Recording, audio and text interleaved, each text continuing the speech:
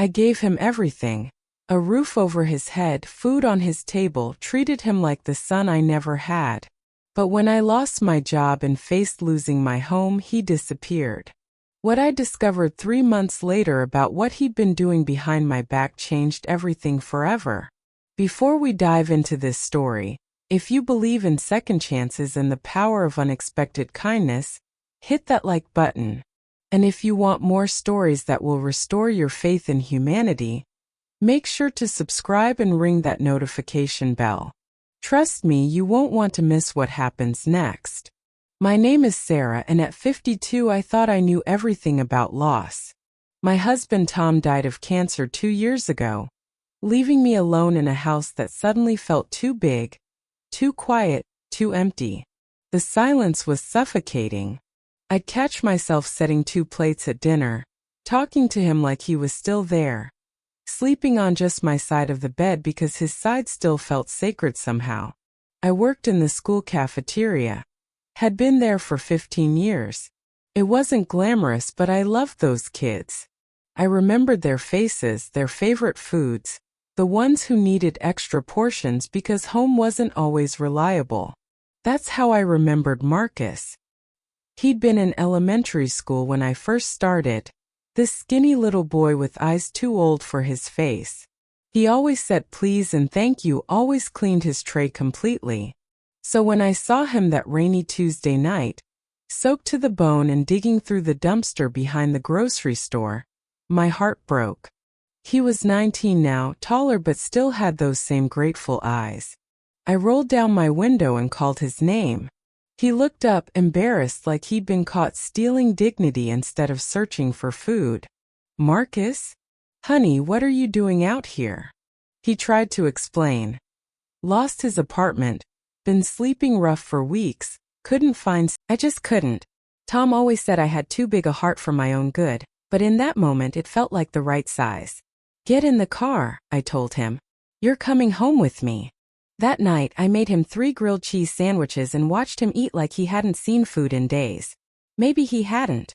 He kept thanking me, over and over until I finally said, Honey, family doesn't thank family for doing what's right. The word slipped out before I could stop it. Family.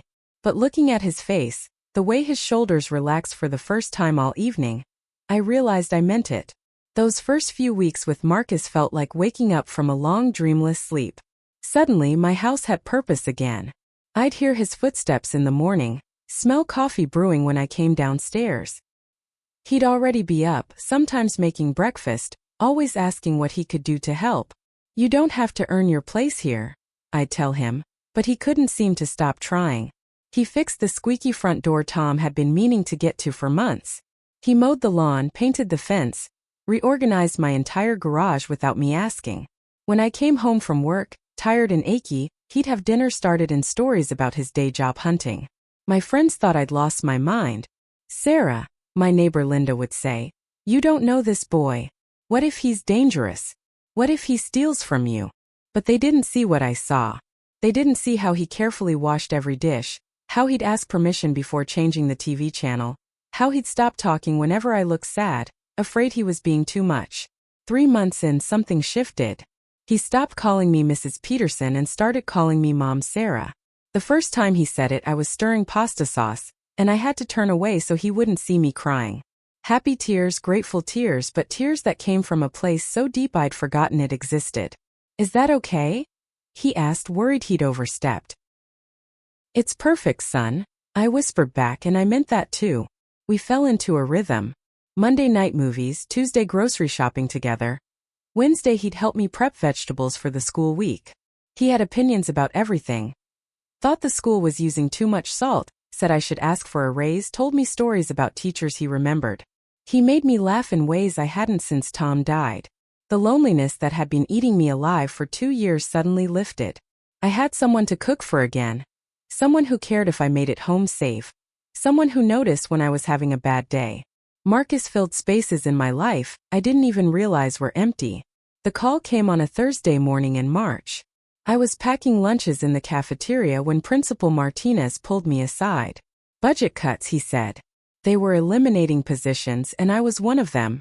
15 years of service, and just like that, I was unemployed. I drove home in a daze, trying to figure out how to tell Marcus. He was in the kitchen when I walked in, humming while he cleaned. The normalcy of it hit me like a punch to the gut. How was I going to maintain this life, this family we'd built, without a job? Mom, Sarah? You're home early. Everything okay? I told him everything. The job loss, my fears about the mortgage, the health insurance I just lost. He listened, nodding, putting his arm around my shoulders like he was the parent comforting the child. We'll figure it out, he said. I'll find more work. I can help with bills. But something changed after that day. Marcus started disappearing more often. He'd leave early in the morning and come back late, always with vague explanations about job interviews or meeting friends. When I asked for details, he changed the subject. The easy conversations we'd had started feeling strained, forced. The bills kept coming. First, the electric company sent a warning notice. Then the water company. I started skipping meals so there'd be enough food for Marcus, but I caught him doing the same thing. We were both trying to protect each other, but we were drowning. I swallowed what was left of my pride and applied for unemployment, for food stamps, for anything that might help. But unemployment barely covered groceries, and the mortgage was a monster that demanded feeding every month. 6 weeks after losing my job, I got the first foreclosure notice. I sat at the kitchen table staring at it, and for the first time since Marcus moved in, I felt completely alone. I waited until Marcus came home that night to tell him about the foreclosure notice.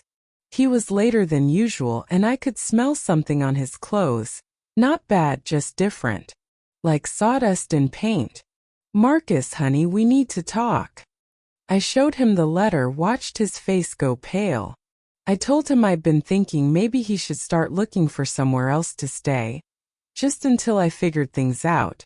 I couldn't bear the thought of him being homeless again because of my problems. No, he said immediately. I'm not leaving you. We're family, remember? Then I asked the question that had been burning in my chest for weeks. I know you've been trying to find work, but if you have any money saved, anything at all, I could really use help with just one mortgage payment. Just to buy us some time. The silence stretched between us like a canyon. Marcus looked at his hands, then at me, then away. I don't have anything saved up. Job market's really tough right now. But something in his voice didn't ring true. And later that night I saw him on his phone, whispering, ending the call quickly when he noticed me. 2 weeks later I woke up to silence.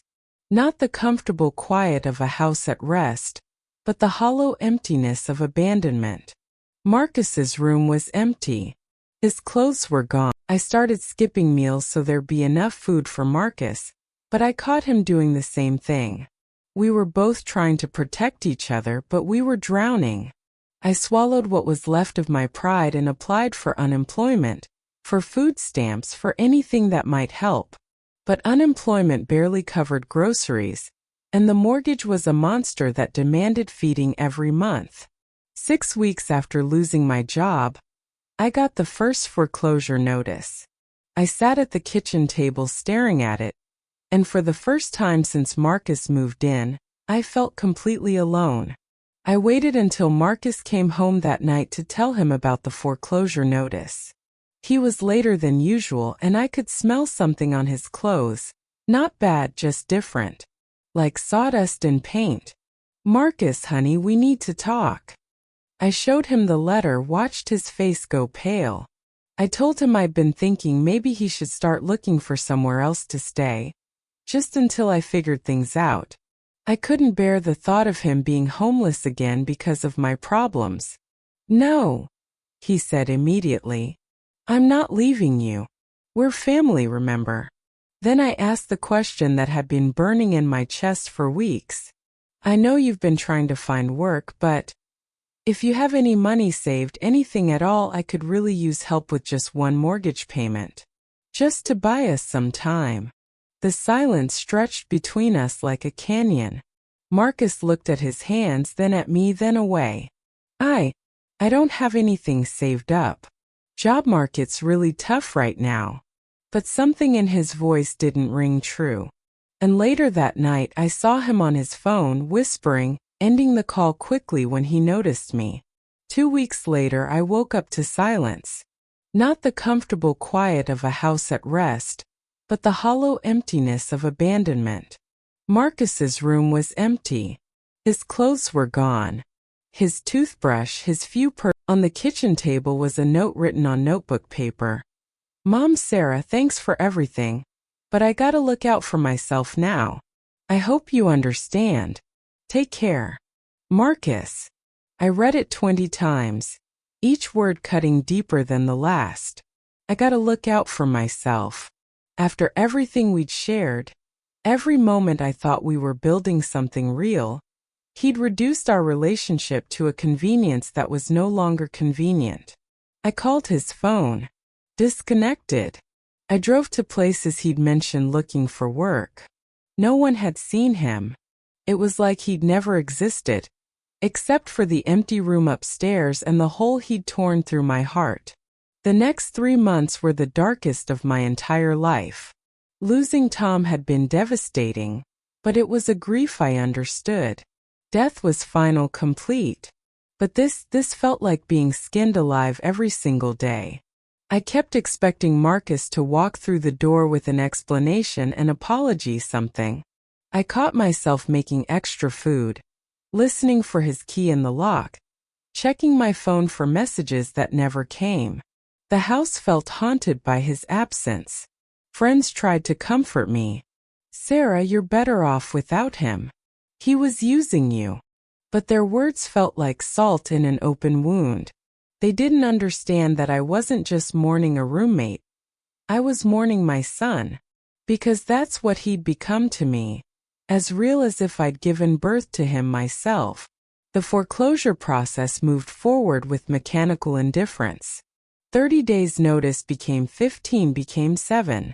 I spent sleepless nights walking through the house Tom and I had bought 23 years ago. Touching walls we'd painted together. Remembering Marcus laughing in the kitchen. Seeing ghosts everywhere. I packed boxes with shaking hands, wondering where I'd go, what I'd do. At 52, starting over felt impossible. I'd lost my husband, my job, my surrogate. The worst part wasn't the practical devastation. It was the self-doubt. Had I been naive? Stupid? Had every moment of connection with Marcus been fake? Was I just a lonely widow who'd mistaken gratitude for love? Linda next door offered to let me stay in her guest room temporarily, and I was grateful, but also humiliated. Everything I'd built, everything I believed in had crumbled. I questioned every instinct I'd ever had about people, about trust, about love itself. The night before the eviction, I sat in the empty living room where Marcus and I had watched movies together, where he'd called me Mom Sarah for the first time, and I cried until I had nothing left. 3 months after Marcus disappeared, I was at Linda's house, still in my pajamas at 2 in the afternoon, staring at my final eviction notice. The bank had been patient, but patience has limits. Tomorrow, everything I couldn't carry would be gone forever. The doorbell rang. Linda was at work and I almost ignored it. I wasn't expecting anyone, wasn't ready to face the world. But something made me get up, shuffle to the door in my slippers. A woman stood on the porch, mid-40s, professionally dressed, carrying a briefcase. She looked like a social worker or maybe a lawyer, and my first thought was that I was in some kind of trouble I didn't even know about yet. "Are you Sarah Peterson?" I nodded, suddenly aware of how I must look. Unwashed hair, stained pajamas, probably smelling like the depression I'd been marinating in for months. "My name is Agent Jennifer Chun. I'm with the FBI. I need to talk to you about Marcus Williams." "FBI?" My brain couldn't process it. "I don't understand. Is Marcus in trouble? Did he do something illegal?" Agent Chen's expression softened. "Mrs. Peterson, may I come in? This is going to take some time."